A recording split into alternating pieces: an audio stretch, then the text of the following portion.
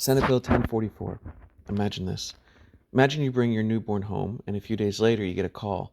The state found an early warning sign for a serious muscle disease, and you can start getting answers and help before symptoms even show up. What the bill says it does?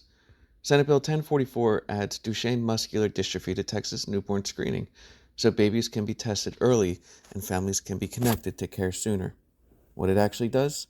It puts DMD into the newborn screening system, but it does not guarantee it starts right away. The screening only begins after a new state lab is completed and only if the legislature provides funding.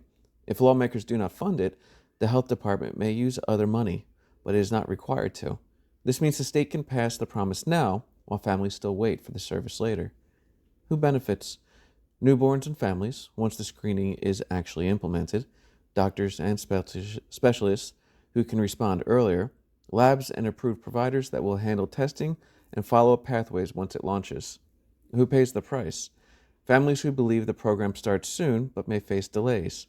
Communities that depend on fast statewide rollout, especially areas with fewer healthcare resources, and parents who need certainty but get a program tied to construction timelines and budget votes. Why it matters. Early detection can change a family's entire path, but only if the program is real and operating. When a bill makes a health promise but ties delivery to future construction and future funding, regular Texans are left in limbo. It becomes a policy win on paper that can take years to show up in the hospital or clinic where it matters. Questions to ask your lawmakers. What is the expected timeline for statewide DMD screening to actually begin?